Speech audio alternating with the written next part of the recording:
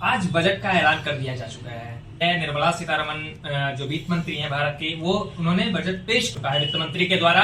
अब नए सिरे से टैक्स स्लैब जारी किया गया है। ऐसे में जो है हमारे साथ में रमेश प्रसाद जो कि एडवोकेट हैं इनकम टैक्स और जीएसटी के, उनसे बातचीत करेंगे और जानने का भी पूरा प्रयास करेंगे कि ये जो चीजें की गई है, ये व्यवस्था जो की गई है सरकार के द्वारा, जो ये घोषणा की गई है कि टैक्स स्लैब में आखिर ये चीजें है क्या। Tax slab, new tax regime, old tax regime, ये चीजें पूरी तरह से समझने का प्रयास करेंगे। जिस तरह से नया टैक्स स्लैब जारी किया गया है सरकार के द्वारा, लोगों को राहत देने की कोशिश की गई है। आखिर ये चीजें पूरी बारीकी से समझाया जाए कि लोग बहुत सारे उलझनों में रहते हैं कि अगर टैक्स स्लैब 12 लाख कर दिया गया तो हो सकता है कि हमारी पूरी की पूरी जो है छूट मिलेगी, किसी तरह का कोई टैक्स भरने की जरूरत नहीं पड़ेगी। देखिए अब मान के चलिए कि अभी 3 स्लैब हो गया।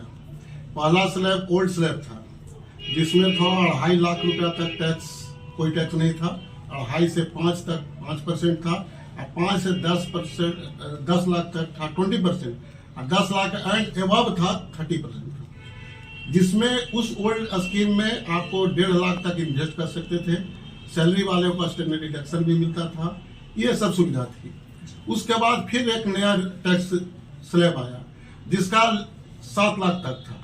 7 लाख तक आपको कोई टैक्स नहीं बनता था। टैक्स तो के दायरे में आप आते हैं, लेकिन 7 लाख के अंदर में जो भी टैक्स बनेगा उतना आपको 87 में डिडक्शन मिल जाता था और आप 0 पर आ जाते थे। लेकिन आपको टैक्स भरना था, रिटर्न भरना था, आपको देना था। अभी जो आज बजट आया है, ये तो बहुत अच्छा ही बजट है, खासकर मिडिल क्लास लोगों के लिए बहुत अच्छा ही ये गिफ्ट है नए साल का।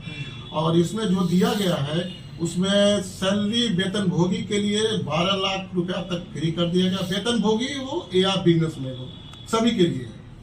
वेतन भोगी के लिए एक और हो गया कि 75,000 स्टैंडर्ड डिडक्शन कर दिया गया। जो पहले 50,000 मिला करता था, ये 75,000 कर दिया गया, तो 12,75,000 तक उनको कोई टैक्स नहीं लगेगा। लेकिन ऐसा नहीं है कि 12 लाख तक या 12,75,000 के अंदर में जो व्यवसायी एरिया वेतन भोगी आते हैं उनको टैक्स रिटर्न नहीं भरना पड़े, ऐसी बात नहीं। रिटर्न तो भरना पड़ेगा उनको, क्योंकि टैक्स लगेगा। टैक्स का लिमिट कर दिया गया नीचे से 4 लाख से।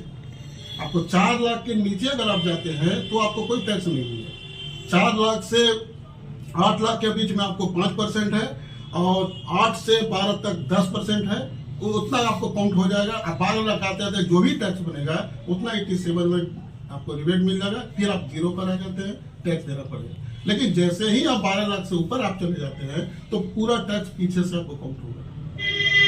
आपको 4 से 8 वाला भी देना पड़ेगा, 8 से 12 वाला भी देना पड़ेगा, 12 से 15 वाला भी देना पड़ेगा। तीनों टैक्स आपको चित्रों पे देना पड़ेगा। मतलब 12 लाख से अगर ऊपर चले जाते हैं तो फिर पीछे वाला भी चलेगा, वो भी काउंट हो जाएगा। अच्छा, ऐसा नहीं कि 12 के बाद अगर हम 1.5 लाख ज्यादा हो रहा है तो 1 लाख का न देना है, नहीं, आपको फिर पीछे से काउंट पूरा जो भी है। ओल्ड स्कीम में भी ऐसा ही था, ऐसा ही चलता था।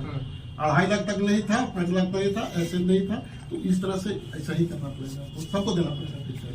सर, ओल्ड टैक्स रिजीम और न्यू टैक्स रिजीम में बहुत सारे लोगों को कंफ्यूजन होती है कि आखिर ये है क्या चीज। सर, इसको थोड़ा सा ब्रीफली। ओल्ड टैक्स स्कीम जो था पुराने वाले में, उसमें आपको 1.5 लाख रुपया तक आप इन्वेस्ट कर सकते थे। जैसे LIC में, NSC में, PPF में, PF में, बच्चों लोग के ट्यूशन फीस में आप 1.5 लाख इन्वेस्ट कर सकते हैं। नया टैक्स रिजीम में इसका कोई बेनिफिट आपको नहीं मिलेगा। आप इन्वेस्ट करते हैं, आपका पर्सनल चीज है। इनकम टैक्स में आपको कोई बेनिफिट नहीं मिलेगा। पहले क्या था कि 1.5 लाख 2.5 लाख पर टैक्स है, 5 लाख रुपया या 6 लाख 7 लाख जितना भी आता था, उसमें से स्टैंडर्ड डिडक्शन 50,000 घटा दिए। उसके बाद फिर 1.5 लाख रुपया वो घटा दिए जो इन्वेस्ट किए, 80C सेक्शन के अंदर है। उसके बाद जो टैक्स बनता है तो बनता है।